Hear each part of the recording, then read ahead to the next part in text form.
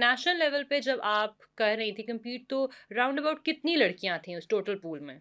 Round about क्योंकि ये तो ऑनर्स को ही पता होता है, क्योंकि सारे के सारे जो फॉर्म्स होते हैं प्राइवेट रखे जाते हैं। आपका जो है प्राइवेट डाटा लीक नहीं किया जाता, इवन बताया भी नहीं जाता। लेकिन जहाँ तक सुनने में आया, ऑलमोस्ट जो थी मेरे टाइटल के लिए 300 गर्ल्स थी। तो आपने और 300 गर्ल्स में से आपने टाइटल जीता है। जी बिल्कुल ऐसा ही है। लेकिन जब हम बाकी कंट्रीज़ में जाते हैं, इंटरनेशनली जाते हैं, तो ये तादाद बढ़ती चली जाती है। हमारे यहाँ अभी ब्यूटी पेजेंट का लोगों को इतना रुझान नहीं है। लोग समझते हैं कि नहीं, ये तो कोई ख़राब चीज़ है।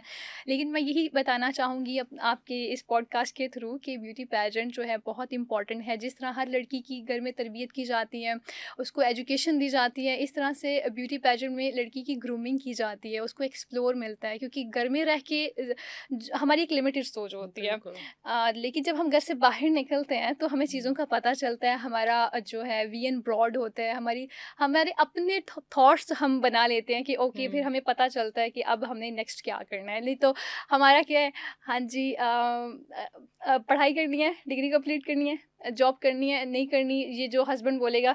अगर करनी है, अगर हस्बैंड बोलेगा तो करनी है, नहीं नहीं बोलेगा तो नहीं करनी। शादी करनी है, बच्चे पैदा करने हैं, हम्म। दैट्स इट, मर जाना है। बिल्कुल। Something like that. लेकिन वहाँ पे जाके मैंने ये सीखा है कि बिल्कुल भी लाइफ इतनी सी नहीं है। शादी, बच्चे, ब्याह, हर चीज़ इम्पॉर्टेंट है। लेकिन सबसे पहले एक फ़ीमेल को इंडिपेंडेंट होना चाहिए, अपने फाइनेंसिस का उसको रिस्पॉन्सिबल होना चाहिए। एग्जैक्टली अच्छा, आपने रिसेंटली फिलीपींस में आप मिस अर्थ के लिए आपने पाकिस्तान को रिप्रेजेंट किया।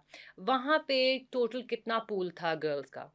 जी, मिस अर्थ जो कि फ़िलीपींस में हुआ है रिसेंट ही, वहाँ पे all over the world girls I हुई थी।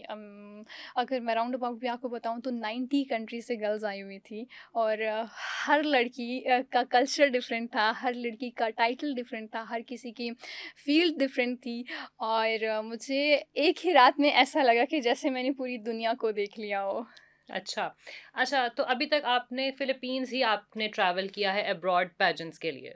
जी, इससे पहले मैंने बाकी भी एक दफ़ा मैं गई हुई यूएई भी गई हुई हूँ। और मतलब अभी तक 2 ही इंटरनेशनल मेरे पैजेंट सॉरी ट्रैवल्स हुए हैं।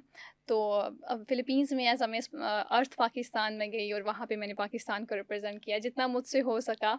और वहाँ पे आपको पता है सबसे मज़ेदार चीज़ क्या थी? जैसे ही हम लोग जाते थे, वहाँ के लोग, फ़िलीपींस के लोग, उन्होंने हमें इतनी रिस्पेक्ट दी, इतनी इज़्ज़त दी कि वहाँ के लोग हमारी कंट्री के झंडे थामे अपने हाथों में, तो नारे लगा रहे होते थे, मिस पाकिस्तान। इवन बहुत सारे लोगों को तो पाकिस्तान ज़िंदाबाद भी पता था, क्या तो बात बहुत है! अच्छा लगता था। कितने लोग यहाँ से गए थे आपके साथ?